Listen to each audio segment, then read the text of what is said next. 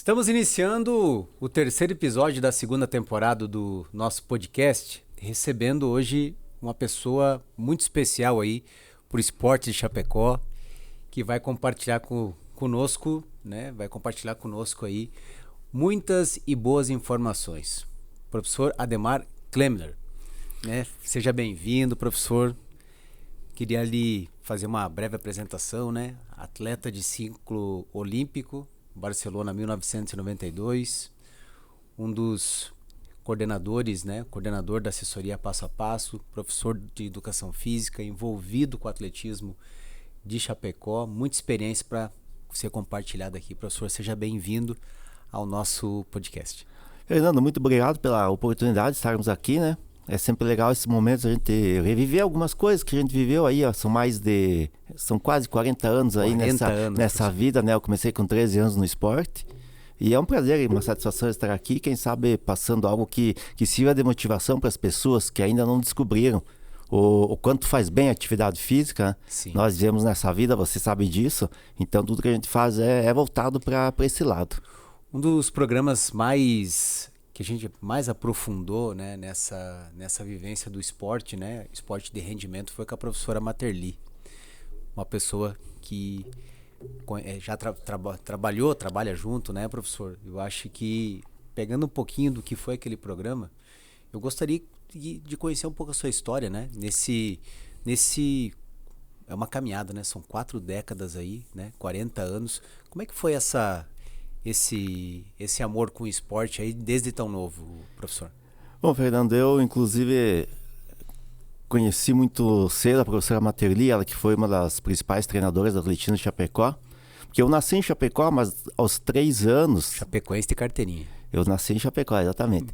Mas dos 3 aos 16 anos eu passei a minha infância, então, no município de Maravilha. E lá que eu comecei a treinar, e a professora Materli, inclusive, é de lá. Então, a gente ia treinar na época, para você ter uma ideia, a minha história é mais uma, né? Simplesmente mais uma. Mas na época nós não tínhamos pista de atletismo lá na cidade. Então nós tínhamos um professor que voluntariamente, depois da aula, lá pelas 5:30 da tarde, quando tinha jogos escolares, convidava os alunos e levava os alunos para a pracinha da igreja. E lá que a gente treinava, e foi assim que eu comecei, né? Esse era o local de treinamento. Foi o início de tudo aí.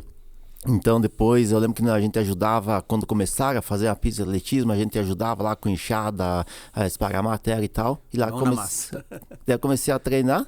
Então depois eu acabei voltando para Chapecó, toda a família daqui, né?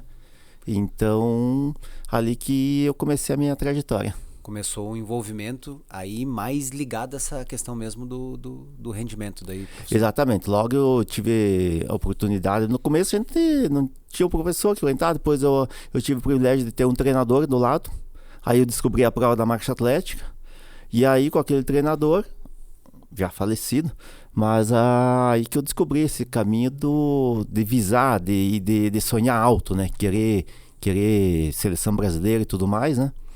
Então, com a primeira competição que eu disputei, eu tinha 15 anos de idade, primeira competição de marcha, eu fui para uma prova que era do quartel, do Exército, lá em Cascavel. Cheguei lá, tinha uns atletas do Paraná, campeão estadual e tal, uma prova curta de 3 quilômetros. E eu meio apavorado, porque afinal era... Muito novo, né, para um nível de competição alto. E aconteceu que eu fui lá e ganhei a prova. Então, a partir daí, só foi motivação, né? Pouco tempo depois eu me tornava recordista sul-americano, da categoria menores, categoria que hoje não existe mais, hoje é o sub-18, na época era até 16 anos. Fui recordista sul-americano, campeão brasileiro, recordista brasileiro e tal. E aí foi embora, né? Então acabei depois indo morar em Floripa, onde eu entrei na universidade. Fiquei 5 anos treinando lá em Floripa. Lá eu conheci o treinador, Alexandre Vaz, que foi o treinador também que me colocou essa possibilidade. Sabe, vamos treinar para a Olimpíada, vamos buscar o índice olímpico. Era um sonho muito distante ainda, sim, né? Mas depois de alguns anos aí, de muita batalha, em 92 eu acabei atingindo o índice olímpico. Eu acho interessante e quando a gente fala assim, parece que foi uma coisa rápida, né, professor? Mas na verdade é tudo fruto de muito trabalho, né?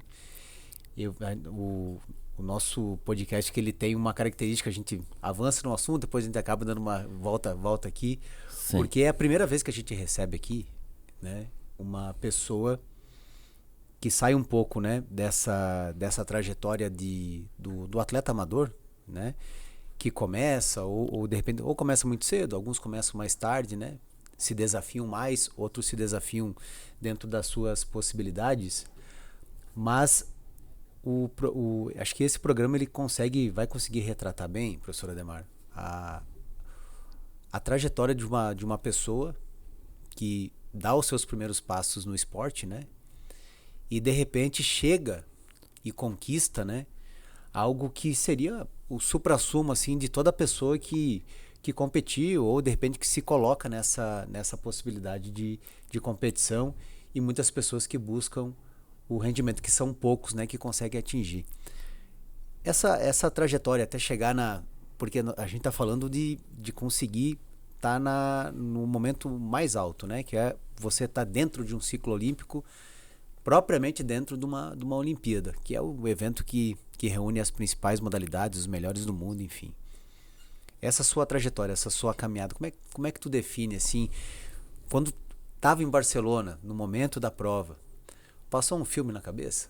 Ah, com certeza. Na verdade, eu me sinto assim extremamente privilegiado, porque eu passei por todas as fases do esporte. Hoje, a assessoria que eu tenho mesmo, como as assessorias de corrida, são a nível de saúde e diversão.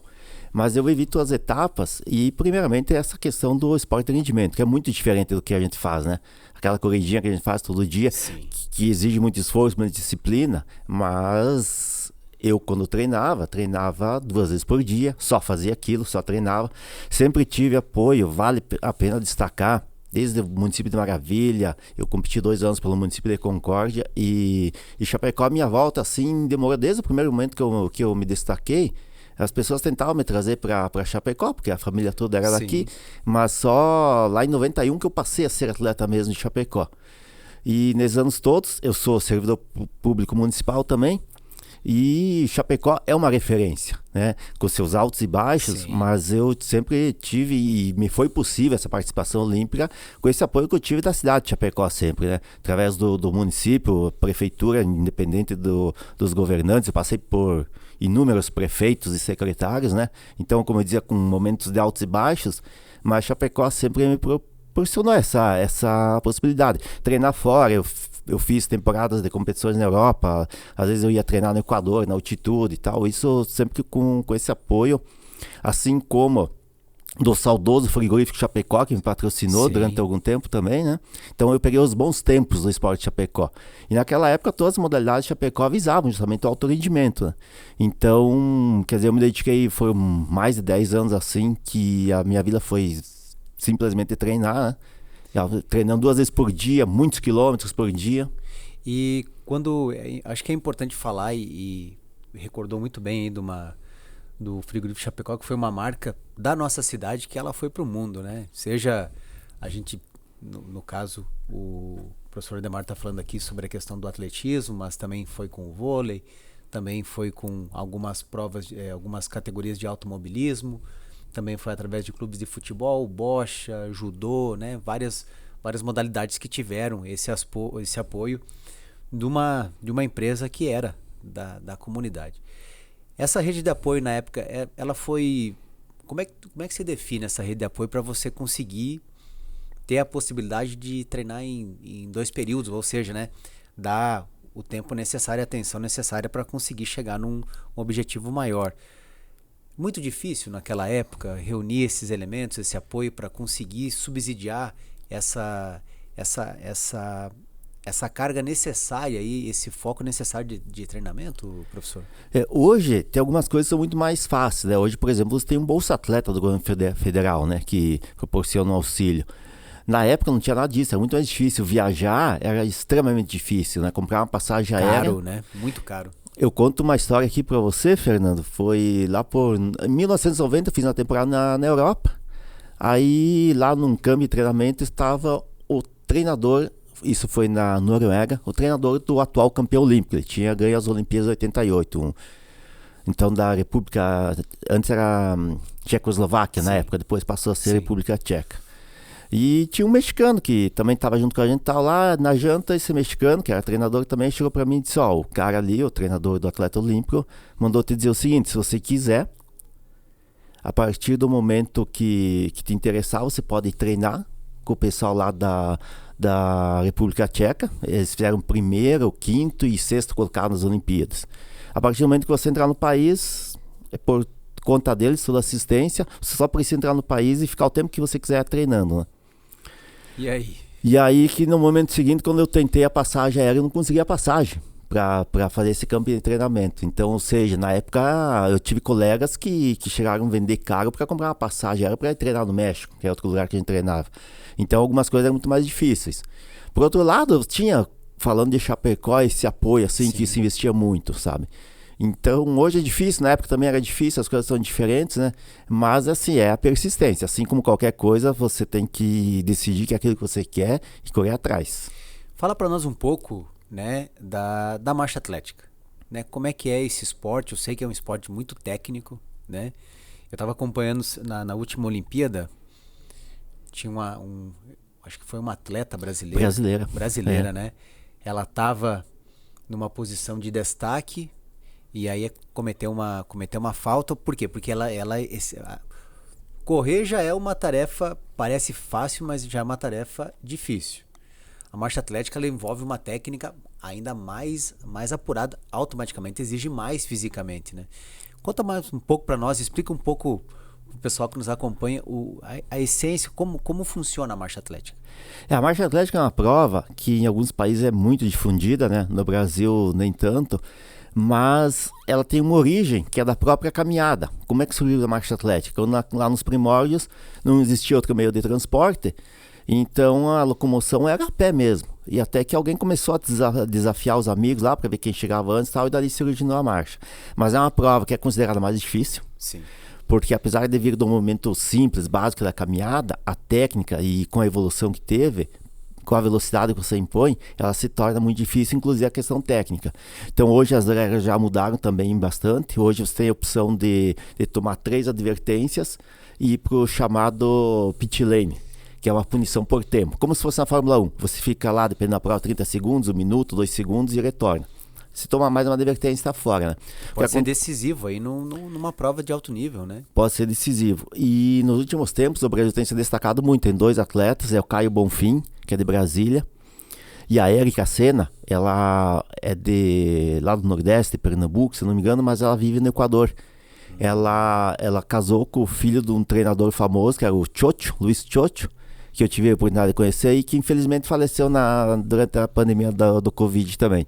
Foi ela que na última Olimpíada teve uma punição na reta final da prova? Aí, exatamente. Ela, assim como o Caio, principalmente ela, estão chegando entre os primeiros colocados nos mundiais. Olimpíada, Mundial, estão ali brigando por medalha. E ela estava quase terminando a prova. O que acontece? Os árbitros podem dar advertência, chegando ao aviso, você é punido, mesmo que seja um tempo depois. Foi o que aconteceu com ela. Então ela perdeu, se não me engano, ela estava em terceiro lugar, perdeu a medalha por causa disso. Exatamente, foi no detalhe, né? Então a marcha, assim, eu já vi casos assim de atleta na prova de 50 km, eles desclassificados quase na linha de chegada. Na Olimpíada de Moscou, tem um caso foi muito famoso também. Imagine, em Moscou, né, Olimpíada, foi em 1980 isso, um atleta russo ganhando a prova, 50 km normalmente é disputado na rua e chega no estádio. O atleta entrou no estádio, imagina estádio lotado, o atletismo lota o estádio sempre das Olimpíadas, e o atleta foi desclassificado na reta final. Então eu coloco a questão da arbitragem da marcha como um pênalti, sabe? Sim. Hoje você vai, no caso da marcha você não pode usar isso ainda. É a interpretação do árbitro, né?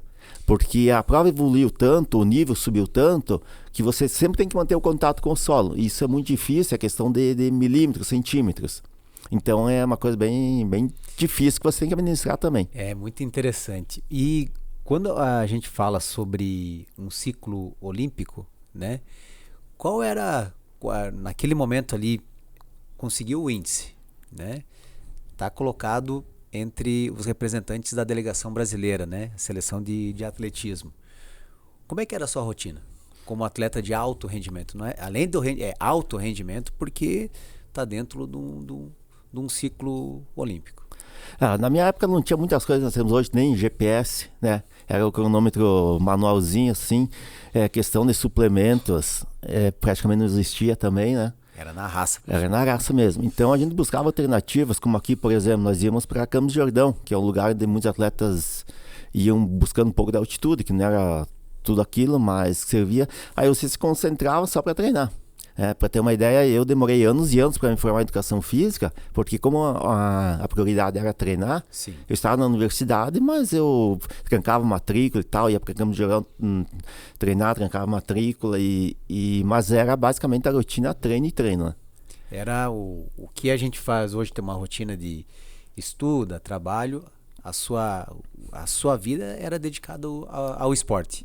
Você faz ideia do que é isso, né? Eu cheguei a rodar mais de 200 quilômetros na semana. Na semana? Isso dá mais de 30 quilômetros por dia. Cheguei a fazer quase 40 quilômetros por dia, em média isso. Então você imagina todos os dias. Isso envolvendo tiro, treino de ritmo e tudo mais. Então você tem que ter uma dedicação total, né? Mas eu trago boas lembranças dessa época, assim, eram momentos bem, bem especiais. Não, e como é interessante, né? A gente ter a oportunidade de ouvir, de repente... Existe aquele momento que a gente é um primeiro amor com a corrida, assim, que se você pudesse fazer só aquilo, faria, né? E de repente ter a oportunidade de conversar com alguém, né, que respirava, né, essa questão de estar ligado com o esporte. E uma outra situação que eu quero entrar, aqui a gente já falou, até mesmo, né, não tinha um GPS, né, o mundo ele foi evoluindo. Questão de suplementação, hoje a informação ela está mais acessível, ela está mais próxima para que a gente tenha, né? Saber o que está tomando e o que tomar e como tomar, enfim, nós temos essa proximidade. E no caso da medicina, né? No caso das lesões, né? Hoje a gente também parece que tem um leque maior aí de profissionais para atender, um acesso mais tranquilo. Tinha a mesma complexidade no momento de tratar uma lesão, descobrir uma lesão, professor? Eu tive pouquíssimas lesões. Privilegiado. Nesse sentido, a marcha até é uma parada de menos impacto. Mas eu tenho uma história que até hoje eu me faço uma pergunta, uma história interessante também. Eu tive duas lesões sérias assim. Uma foi uma distensão na perna, logo que no início, e depois eu tive uma lesão do ciático. Né? Eu fiquei 3 meses tratando ciático, fiz de tudo, acupuntura, tudo mais, fisioterapia e não curava. E a dor ali? A dor ali. Eu treinava, mas só conseguia rodar leve e tal. Só que eu estava classificado para o Mundial, nos Estados Unidos. E aí nós fomos para esse Mundial.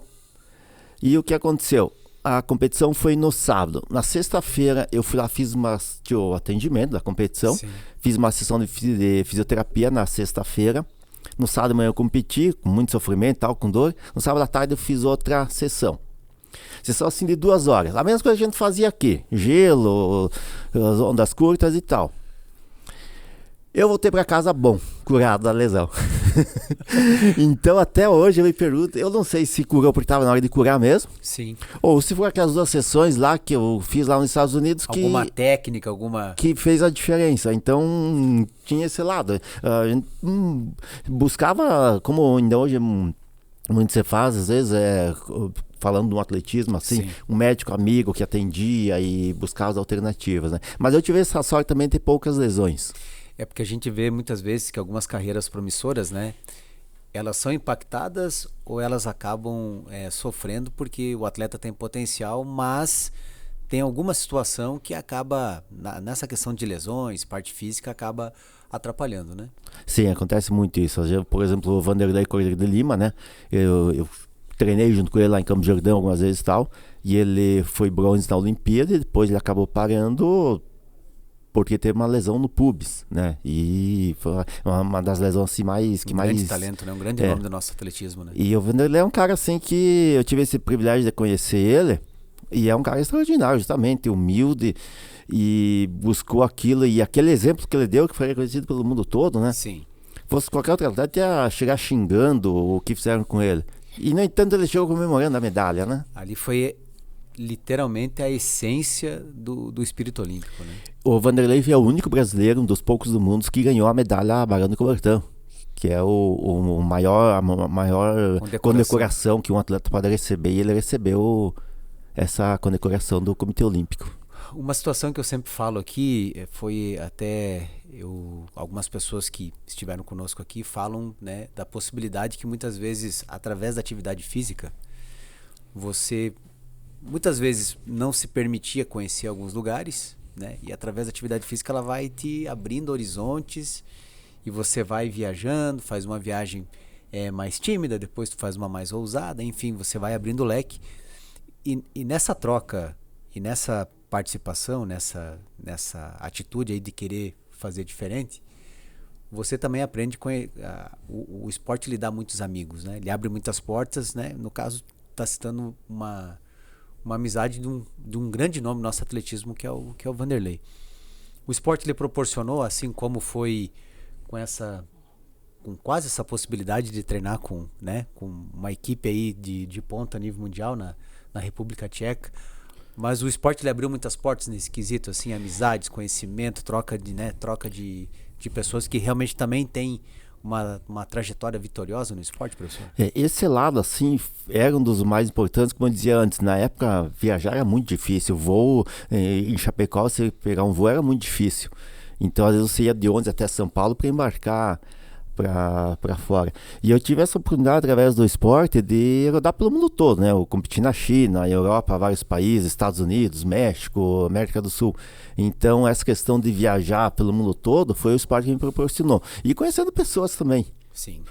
Pessoas no esporte, você sabe que dificilmente tem pessoas que não são legais, né? Quem pratica esporte normalmente são pessoas legais. Então você tem a oportunidade de conhecer muita gente assim. E hoje, justamente nesse mundo da corrida que a gente vive hoje, também proporciona muitas coisas. O turismo para participar de corridas e tal. Há 15 dias nós fomos para a meia maratona de Santana Livramento e Ribeira. Foi uma viagem muito legal também com os alunos. Qualquer viagem é muito, muito divertida, né? A gente sempre tira uma boa experiência, né, de uma situação como essa. Uma prova aquela prova especial, assim, eu creio que a participação da Olimpíada deve ser algo extremamente marcante. Eu até queria aprofundar um pouco mais isso. Qual é aquela prova que está no coração, na mente, assim, que falou, esse dia beirou próximo da perfeição aqui? Assim, teve algumas provas assim que marcou. Uma delas foi logo quando eu tinha 16 anos e bati o recorde sul-americano. E eu vivia a seguinte situação. Foi em Ponta Grossa, no Paraná, o Campeonato Brasileiro. E lá estava o atleta que era o atual recordista sul-americano, era do Paraná. E aí ele assinou a Pira Olímpica e tal, com as homenagens todas na abertura. E eu lá, para participar da prova, né? E aí essa prova foi lá, eu fui levando a prova até quando faltavam umas 2 voltas. Eu dei o famoso sprint, acabei ganhando a prova, bati o recorde e tal. Essa é uma prova que marcou muito, né? Sem dúvida a prova que eu fiz alegria sem tamanho. Você não se compara, né? Aí a prova que eu fiz o índice olímpico também, foi em Maringá, também no Paraná. Ponta Grossa, Maringá, cidades grandes aí do Paraná. 2 cidades assim que marcou, que foi a obtenção do índice olímpico, né? E assim, cada prova tem sua história, né? Cada prova fica marcada, né? Quando chegou o dia da prova em Barcelona, né? Conseguiu dormir bem à noite ou não? Uma noite antes aí ou não? Olha, até dormia, mas assim, Barcelona, inclusive, quem tinha disputado outras Olimpíadas até então, lá na época tinha Zequinha Barbosa, Joaquim Cruz, era a Hortência do basquete, vários atletas, né, de alto nível, todos os que já tinham disputado Olimpíadas antes, falavam que Barcelona foi a melhor. Realmente, era tudo monumental. E nós conseguimos aproveitar muito bem. A gente ficou as 2 semanas na Vila Olímpica, né? Teve a Olimpíada, por exemplo, em 96, 4 anos depois, que os atletas entravam 3 dias antes, competir, tinha que sair porque era superlotação. Então, assim, tudo era grandioso, né? A Vila Olímpica, com praia fechada, inclusive, tudo, e lá dentro você tinha de tudo, né? O que você imaginasse. Então, eu lembro quando a gente foi para sair da Vila Olímpica pro estádio. Cara, começou aquela imensidão de ônibus. Saía se não me engano, era de 30 em 30 ônibus. Nossa. aqueles comboios, assim, e aí na época tinha a questão do ETA, né, o grupo separatista basco lá, que eles tinham prometido uma trégua, como realmente foi, mas tinha uma preocupação grande com a segurança, Tinha né? uma apreensão, né? Então era muita segurança, tal, e aí a gente se colocou num espaço assim, imagina 15 mil pessoas aí, pra ir entrando nos ônibus, tal, tudo organizado, ia saindo aqueles comboios assim, já ia o povo todo nas ruas, quem não pôde entrar no estádio, né, tava nas ruas todas assim, aí isso já foi marcante, né, a abertura é sempre uma coisa extraordinária, né. Fora de... É um sonho, a gente nota que é tudo tão bem preparado nos detalhes, né? Que é como se estivesse dentro de um sonho, né? Exatamente. Literalmente, né? É assim, é o ápice, né? O que qualquer atleta, ou mesmo que não é atleta que gosta de esporte, sonharia em estar numa Olimpíada. E chega o momento da prova, eu creio que desde as primeiras horas que você esteve acordado, professor, antes da prova ali, deve ter passado assim, poxa, tanta coisa aconteceu até aqui, né? Porque assim, a gente nota que o fato de você tomar uma decisão, começar a ganhar espaço, começar a ganhar projeção e chegar até uma Olimpíada, muita coisa deu certo, né? Aquela viagem que foi mais apertada, aquela situação, aquela prova que exigiu mais de você, aquele treino a mais, enfim,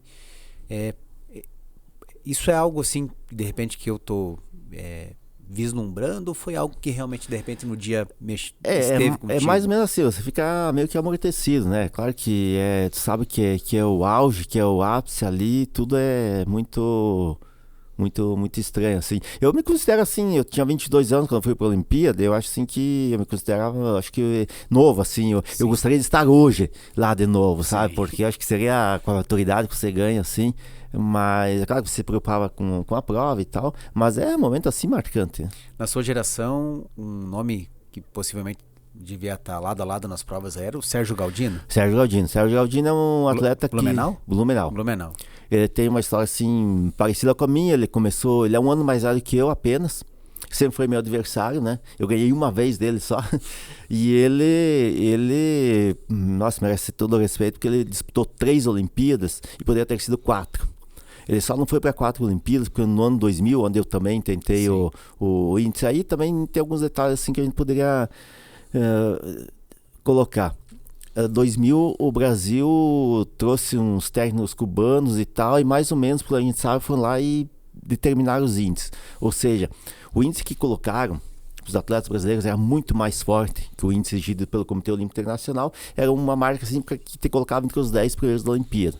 Então o Galdino ele disputou 92, 96 e 2004. É claro que ele estava em condições de disputar o 2000 também, ficou fora. Então, mas para todos os efeitos ele tem 3 Olimpíadas. E é um grande nome, assim, hoje é vice-presidente da Federação de Atletismo Catarinense, está na FESPORT também, e é um cara também que é um poço de humildade, assim. E não, isso é legal porque você tem nomes aí que se destacam, né? E se você buscar, eu trabalhei em algumas coberturas de jogos abertos, né? Então, assim, quando a gente busca na memória, né? Era sempre vocês dois brigando ali pelo título, né? E a gente sabe, né? Do Blumenau tem uma hegemonia a nível de jogos abertos. E eu vou trazer um pouquinho a conversa um pouco mais para próximo de nós, porque os jogos abertos eles já tiveram uma notoriedade muito maior do que ela tem hoje, né? Era algo assim que a gente via, até mesmo em termos de cobertura jornalística, né? Era uma cobertura muito grande, com jogos ao vivo, praças esportivas lotadas, não que isso não ocorra hoje, mas o glamour era outro. Né? Com certeza. E nesse período aí, professor, a Chapecó tinha alguns nomes que se destacavam muito, o seu nome, o nome da professora Materli, né? Depois é muito comum, né, as cidades também se reforçarem, né, na fase estadual dos Jogos Abertos. Mas essa época foi uma época muito boa pro esporte de Santa Catarina, né? A gente lembra com muita saudade desse período aí. E até citou um ano que para Chapecó foi especial, que foi 91, né? 91. Nós tivemos Jogos Abertos aqui. Sim. 91 é um exemplo, né? Chapecó tentou ser campeão, foi vice-campeão geral, né? E foi feito todo o investimento para isso. E realmente era uma coisa extraordinária que deixa saudades, porque era as aberturas dos Jogos Abertos aconteciam em estádios, estádio lotado. Lotado, completamente lotado. Então, os jornais todos, eles tinham um caderno do JASC. Era uma semana com um caderno do JASC, mostrando os resultados e tal. Então, era uma realidade, sim, diferente, que a gente sente saudades mesmo, né? Nós tínhamos uma disputa, inclusive, muito grande para as cidades, né? As maiores cidades de Santa Catarina para sediarem, né? Hoje o que a gente está acostumado a ver? As cidades têm se unido, né? Tem feito, em algumas situações nós temos 3, já teve acho que casos de 4 cidades que foram, enfim, é a equação que se encontrou para você conseguir realizar a competição hoje, mas nós já tivemos uma realidade bem diferente dessa aí. E o Esporte Chapecó, na verdade, ele acompanhou isso também. Naquela época veio muita gente assim, até de fora, mas que fizeram a vida toda aqui, né? Vôlei, basquete, é uma geração que está assim, se aposentando hoje, né? Sim. Que deixaram esse legado, Pedruca da Bocha, enfim. Todas as modalidades, assim, Chapecó investia muito, né? Tinha um nome, sempre, cada modalidade tinha a sua referência. Exatamente. Né? E o que fez o Chapecó se tornar essa referência assim, e nos Jogos Abertos era isso também, eram uns bons tempos assim que a gente viveu. A gente fala da questão atleta, a gente fala na questão rendimento, a gente fala da questão esporte, mas tu carrega na tua história, professor, a questão de ter uma formação acadêmica que é uma profissão assim extremamente relevante, importante, porque além de lidar com essa questão do esporte e da questão, um foco na saúde, muitas vezes preventiva, né? Que previne um monte de situações que você pode melhorar a sua qualidade de vida, tem o papel do educador, né? Na entrevista que eu fiz com a Materli, ela falou muito desse papel professor, né? Escola, né? Envolvimento, enfim, a maneira como o diferencial que se pode fazer na vida das pessoas. E eu vejo nessa profissão, nessa formação acadêmica que você escolheu, primeiramente uma luta para conseguir concluir em decorrência dos compromissos como atleta de alto rendimento, né? Mas cumpriu a missão. E hoje a gente vê que o papel que você exerce dentro da Passo a Passo, né? Como sendo ali a pessoa, o cabeça, o coordenador, enfim, você tem a possibilidade de entender o que a pessoa busca, automaticamente ser uma pessoa que ajuda através da educação passar esse conhecimento que é tão importante, que é você praticar, mas praticar sabendo o que você está fazendo, né? Não, muitas vezes não excedendo para de repente não ter alguma situação, algum contratempo. É gratificante esse papel de conseguir, nessa profissão que você escolheu, estar conciliando essas situações? Com certeza, você me faz lembrar uma frase da professora Materli, inclusive, que ela dizia o seguinte: uma coisa é você saber fazer como tem que ser feita uma prova de 20 quilômetros, por exemplo. Outra coisa é você ter feito e saber realmente como é fazer, sabe? Então, eu tenho esse privilégio, né? De ter sido praticante e tal. E essa questão toda, assim, desde o atleta de rendimento, depois eu fui treinador também da equipe de atletismo. Hoje eu trabalho dentro da Fundação de Esportes. E também sou treinador da Passo a Passo, que é outro foco, ou seja, as pessoas que buscam saúde, diversão. E aí você tem muitas histórias, muitas experiências. Então, eu digo assim, você pegar formar um atleta para ser campeão, é ótimo também, te dá uma satisfação enorme. Mas você pegar aquela pessoa, de repente sedentária, que chega e diz, eu não consigo correr 500 metros. Ou mal consigo caminhar 500 metros. E daí a pouco você vê a pessoa completando uns 5 quilômetros sem caminhar.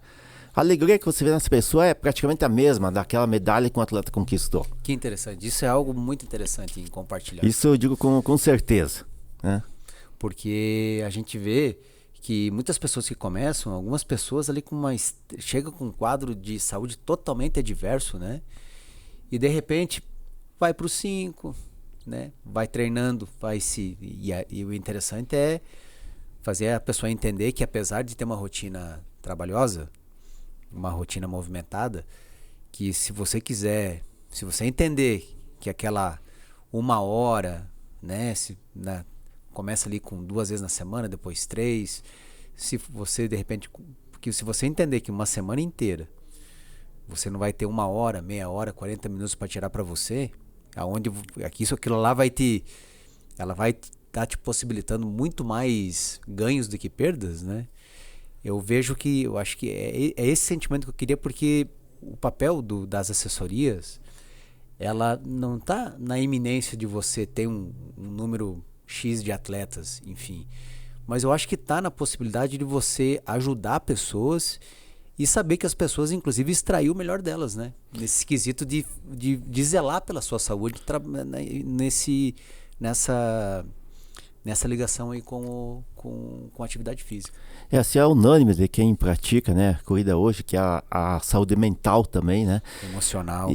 E assim, eu também lembro uma outra frase aqui do professor Ivo da Silva, um dos maiores treinador foi quem formou o Sérgio Galdino. Ele dizia, ele sempre treinou junto com os atletas, né? É professor de faculdade e tal. E aí ele dizia assim, os caras chegam pra mim e falam, professor, tu trabalhou o dia todo, agora no final do dia vai dar uma corridinha, uma caminhada? Vai cansar mais ainda? E ele dizia, não, agora eu vou descansar. Então... Fazendo uma atividade física. Hoje, por exemplo, eu poderia citar o caso de uma aluna, assim, até dá pra dizer novata, da assessoria, que tem família, tem 2 filhos, tem filho pequeno, trabalha e tá estudando. Aí você pergunta, mas quando vai praticar o esporte? Ela dá um jeito, ela vai correndo pro trabalho, volta correndo e tal. Ou seja, e tá indo pro pódio já das corridas por aí. Então, ou seja, é o maior problema que você tem, a maior dificuldade, para não consigo tirar o tempo. Mas como você falando, você tira um tempo para você, se você quiser, você dá um jeito. Não dá para ir à noite, vai de madrugada, se for o caso. Inclusive, quando tá todo mundo acordando em casa, tu tá chegando com o treino feito. Exatamente. Né? Então, é possível sempre. Foi a pandemia, foi essa loucura aí dos novos tempos aí. Como é que as pessoas conseguiram, de repente, tá entendendo de uma maneira mais clara o que os profissionais aí da educação física, médicos, né, nutricionistas, todo esse trabalho multidisciplinar que se realiza, pedagogos, né? Como é que as pessoas entenderam e começaram a aderir, ter uma maior adesão, né, com relação a essas atividades? Ou seja uma caminhada orientada, mas agora vamos ser um pouquinho mais específico da corrida, as pessoas estão mais sensíveis e mais abertas a isso, né? A pandemia mudou muita coisa, né? Antes a gente estava tendo aquela explosão de 2 esportes, que é a corrida e o ciclismo também, Sim. né? Basta olhar o número de pessoas. Felizmente as pessoas descobriram isso, né? Aí veio a pandemia, foi um momento muito difícil, né? Para todos nós, assim, não podia, no caso, teve uns momentos que a gente não podia se reunir para treinar e tal, né? Tinha que correr de máscara. Exatamente. Mas também despertou esse lado, assim... Tem gente que diz, não adiantou para nada, porque de repente já esqueceu. Mas acho que muita gente despertou para esse lado de você dar valor à vida, valor à tua saúde, né? O teu corpo te carrega para qualquer lugar, se o teu corpo não estiver bem, e a mente tem que estar boa também, né? Então aquela frase, mente sana e corpo sano, é perfeita. Tem que as duas coisas funcionar junto. Eu acho que muitas pessoas passaram a ter uma consciência melhor disso, né? E estão procurando. Então, seja com acompanhamento profissional, que sempre é o melhor, com certeza, né? Sim. Mas seja qual for o esporte, sempre é importante, qualquer que seja a atividade, é importante a pessoa se movimentar, buscar a saúde física, e a saúde mental vai vir junto, sem dúvida nenhuma. Acredito que Chapecó também servida de eventos ligados à corrida. Chapecó tem um potencial maior. A gente vê que, inclusive, o ciclismo também tem ocupado um espaço bem interessante. Foi bem lembrado aqui pelo professor Ademar. Mas tu entende que Chapecó está com um bom calendário? Chapecó pode mais? Qual que é a sua opinião sobre o número de eventos que nós temos relacionados ao esporte aqui, né? A gente sempre pode mais, né? Isso é uma frase assim, que o corredor com certeza conhece muito bem. Mas Chapecó, como em tudo, é referente. Chapecó hoje a gente sente assim em qualquer área. Chapecó e claro que a história da Chapecoense também contribuiu para isso. Sim. Hoje você tem gente de todos os lugares. E a gente mesmo recebe alunos que um é de São Paulo, outro é lá do Nordeste e tal. E todos que vêm para Chapecó, eu não vejo ninguém falando mal, né? Todo mundo gosta. Sim, pega um paulista, um carioca, ele gosta da cidade, né? E Chapecó, assim, é referência, assim. Uma coisa, assim, que tá me deixando feliz hoje é ver 2 coisas que eu sempre me perguntava. Quando que nós vamos ter? Primeiro, um verdadeiro parque para a cidade, né? Nós temos pequenos parques, agora temos parque em construção aí, que eu acho que vai suprir essa demanda. Ciclovias. Esse do Eldorado aí. Eu tô bem curioso Tá todo mundo na expectativa, né? Então, e assim, a preocupação é que daqui a pouco não tem mais espaço para fazer, né?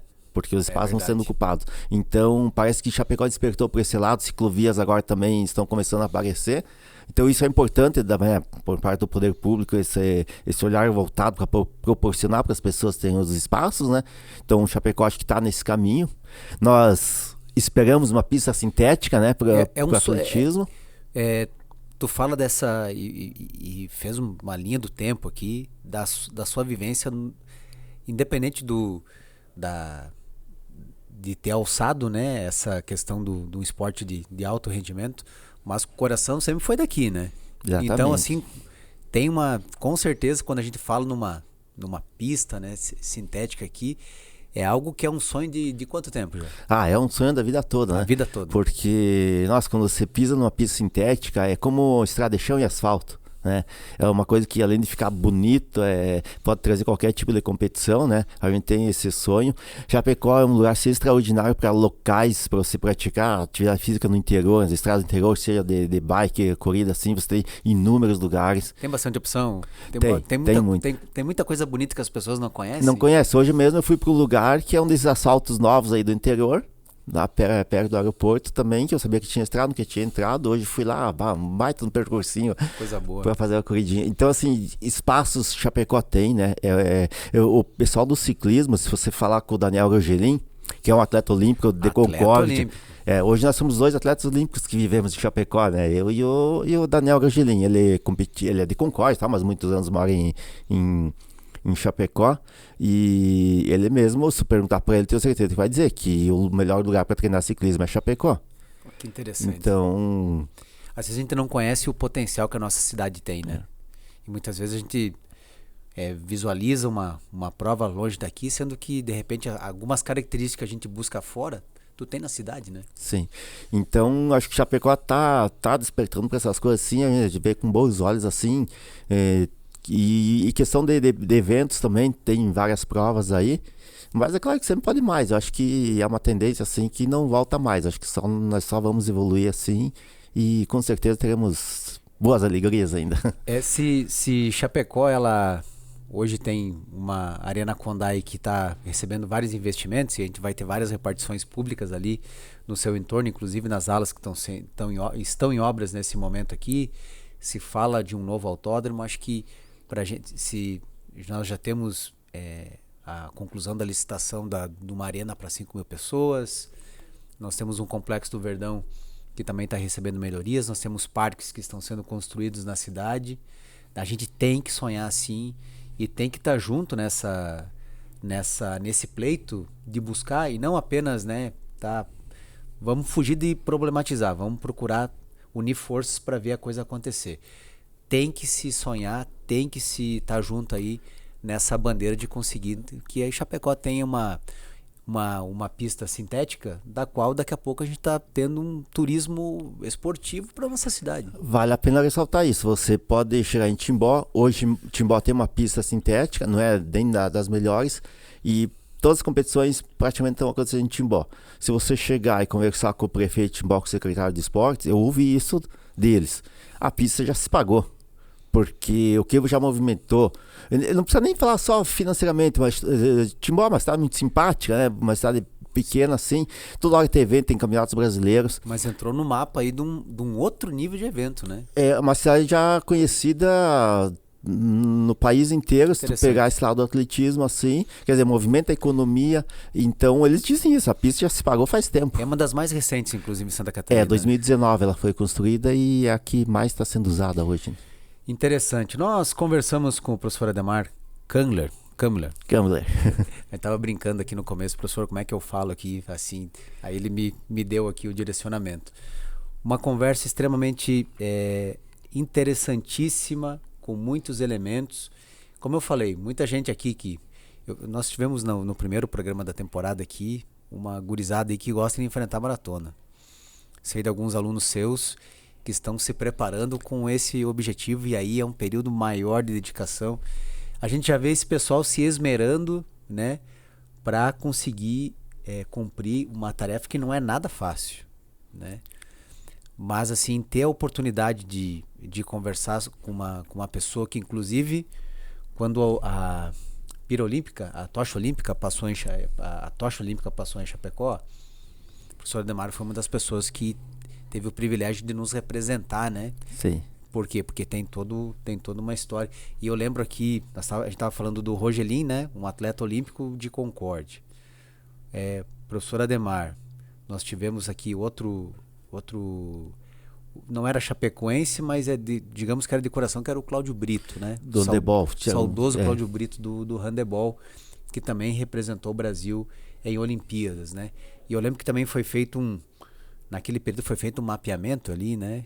Mas poucos são os currículos e as pessoas que tiveram uma vivência especial como tu teve e ter a oportunidade de carregar a chama olímpica pelas ruas de Chapecó deve ter sido algo marcante na sua vida. Foi uma experiência também muito marcante, porque inclusive nós estávamos iniciando com a passo a passo, né? E os alunos foram todos lá. Que bacana. E foi muito legal mesmo. Eu tive toda uma história para carregar essa pira olímpica, assim, porque o Brasil estava cometendo uma injustiça. Porque, inclusive, tem um livro que retrata todos os atletas olímpicos, né? E lá eram agora me falha a memória, mas era coisa assim de 1.000 e poucos atletas olímpicos e a metade tinha sido convidada.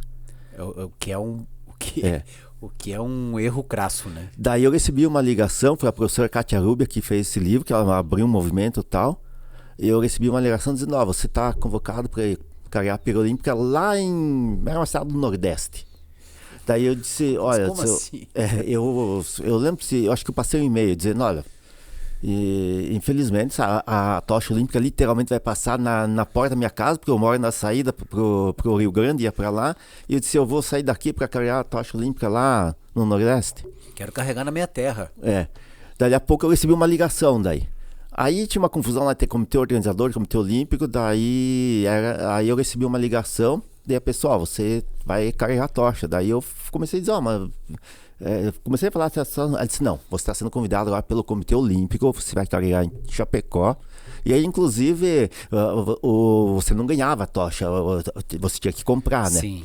Mas daí, na hora ali, eu sei que tava a moça lá, disse, não, tem uma lista aqui dos que vão ganhar a tocha, você ganhou a tocha é tua. Coisa então, boa. eu tenho ela lá em casa. Então, tudo são histórias, mesmo fora da disputa, assim, sempre tem as suas histórias interessantes, né? Mas aí, fora isso, foi um momento muito, muito gratificante a tocha. Foi emocionante? Foi. Depois da Olimpíada... Conseguiu trazer aquela emoção lá de fora para a tua cidade. Ainda eu tive que dobrar o trecho, que foi uma coisa muito boa, porque acho que faltou alguém e tal. E aí, assim, se você olhar, eu olhava antes e ia acompanhando assim, o que foi a condição da tocha em todo o país. Era aquela equipe que rodava o país inteiro, sabe? Era a Força Nacional e tal. Então, assim, foi um momento muito marcante, assim. Eu vejo como algo muito especial. Eu lembro da época, uma logística enorme, assim, né? E eu acho que é uma colheita, né? Plantou para estar ali. Eu acho que é um reconhecimento. Acho que todo esse mover aí, né, gera, né, esses transtornos aí. Foi bom que foi aqui e de repente não foi em uma outra cidade, mesmo que fosse uma cidade vizinha aqui, né? A satisfação é de você conseguir. Tenho certeza que alguns trechos que tu deve ter passado, de repente, quantas vezes tu já não fez um treino por ali, né, professor? Sim. Que é uma coisa simples, uma caminhada, sim. Enfim, você ter a oportunidade. Eu queria agradecer muito a sua presença aqui. Eu queria colocar o nosso programa aqui à sua disposição, porque as pessoas que têm uma vivência igual que tu tens, né, podem fazer com que a gente consiga abrir alguns espaços, né, ouvir algumas pessoas das quais são importantes para que se a gente tem hoje uma atenção especial, né, das pessoas que dizem, opa, eu tenho que cuidar da minha saúde, eu tenho que praticar uma atividade física, mas eu preciso de uma boa orientação, né? Se essas pessoas estão mais atentas a isso, existem algumas situações que a gente pode colocar aqui dentro desse trabalho, que é um trabalho formiguinha, para que realmente a gente consiga atender os anseios das pessoas que vocês conversam diariamente e informações que essas pessoas buscam, né? Hoje nós temos um leque muito grande de informações, muito maior que nós tínhamos um tempo atrás. Então que o nosso microfone, o nosso espaço que esteja sempre à sua disposição e que a gente faça um trabalho de muitas mãos aqui. Eu agradeço a sua oportunidade, sempre é bom viver esses momentos. Eu digo o que o esporte traz de bom é isso. Hoje, às vezes você tá na rua, você encontra alguém que a pessoa, mas eu acho que eu te conheço, tem algum lugar e tal. E você já vai dando as dicas assim. Eu sei quem você é. Quer dizer, as pessoas, muita gente ainda lembra e sabe que eu disputei uma Olimpíada lá há mais de 30 anos atrás, né? Então isso é gratificante. Eu tenho orgulho de ser filho de chapecoense, né? O meu avô ajudou a construir a igreja, o Hospital Santo Antônio, e é uma família grande e tal. Então eu tenho orgulho de ser chapecoense, né? Essa questão de participar de uma Olimpíada da 0,00000 alguma coisa, tanto Chapecó tem 106 anos, tem um atleta nascido na cidade e muitas cidades do Polo de Chapecó não tem um atleta olímpico, Exatamente. Né? Então isso mostra assim, o quanto é difícil chegar lá. Eu tive esse privilégio de ter passado todas as etapas e eu me sinto privilegiado porque eu não encerrei minha carreira de atleta. Hoje eu sou um corredor amador também, treino com os alunos, né? E um professor. E a satisfação assim de orientar um aluno que vem apenas porque quer emagrecer, porque está preocupado com a saúde, é uma importância tão grande como treinar um atleta para disputar o mundial, né? Então eu vivo essa coisa legal assim, eu tenho esse privilégio de ter a passo a passo, que eu comecei junto com o Zé, né? O Zé tá com a Imparáveis dele, nós com a passo a passo, mas o Zé também foi praticante, enfim. Nós temos esse privilégio assim, de ser praticante, de passar o que a gente sabe para os alunos. E a gente espera, agora semana que vem a gente está em Floripa lá na maratona também, com alguns se desafiando. É a meia? Maratona. Maratona. Tem meia, maratona e uns 5 quilômetros. Então nós vamos estar lá, né? Olha, a gente que está aqui, acho que até hoje a gente não havia tratado dessa forma assim. Uma pessoa, é um privilégio, professor, ter uma pessoa que participou de um ciclo olímpico, porque não é tarefa fácil. Porque se a pessoa não chega para uma Olimpíada, de repente algumas situações que sejam, né, mais regionalizadas, por exemplo, uma vaga que seja de repente num continente que não exista um nível tão grande de competitividade assim, que algumas situações até que o esporte reconhece, né, de pessoas que representam uma nação, né, que de repente não tem. Mas a gente vê a satisfação daquela delegação que é enorme numa abertura de Olimpíada, aquela delegação que tem 4, 5 pessoas, aquela delegação que tem uma pessoa. Não é uma tarefa fácil, não se chega de qualquer jeito. E eu acho que esse tipo de reconhecimento ele tem que acontecer, tem que ser valorizado, principalmente como você falou, né? Uma pessoa nascida aqui em Chapecó, com pessoas que ajudaram a construir alguns locais que são históricos aqui pra gente, que aprenderam a amar essa terra muito antes da gente aqui, a gente conseguir ter esse processo de valorização. E aquilo que eu respeito muito, né? A pessoa que ajuda hoje no campo assessoria, mas também no quesito professor, buscando e formando novos talentos, né? Eu acho que isso aí é você cultivar, né, boas sementes para que o futuro possa ser melhor do que muita coisa ruim que a gente vê por aí. Então é por isso que foi um privilégio a gente conversar aqui. O privilégio foi meu, o esporte é o caminho para as coisas boas, sem dúvida nenhuma, né? A gente fica feliz em contribuir, né? Seja tirar uma criança que de repente está indo para um caminho dos que a gente conhece por aí também, né? Então no esporte só tem coisa boa, a pessoa trilha caminhos bons, né? Conhece pessoas boas. Conhece pessoas bons boas. Lugares. Bons lugares. Com certeza o esporte tudo é bom assim. E a corrida é um caminho também que é excepcional, é gratificante. Quem pratica sabe do que nós estamos falando, né? E a gente torce que cada vez mais pessoas possam praticar, descobrir esse esporte, né? E enquanto nós pudermos contribuir, nós estamos aí também para poder fazer a nossa parte. Foi um privilégio estar aqui, né? Você, Fernando, tem muito conhecimento, né, geral das coisas, do esporte, da corrida e tal. Então, é uma conversa muito agradável, assim, a gente podia se estender puxando histórias aí por muito tempo, né? Mas eu fico muito agradecido pela oportunidade. Eu sempre deixo a brecha para que a participação da pessoa aqui, ela já abra o leque para uma segunda participação. Então isso Esse é o bacana da gente poder cultivar esse espaço. Essa segunda temporada tá demais. Esse foi o terceiro episódio. Logo, logo a gente chega com mais novidade para você aí. A cada programa aqui, é uma escola, né? A gente aprende muito. E você que acompanha o nosso trabalho aí, fica ligado que vem muita coisa boa pela frente. Até lá. Um abraço a todos.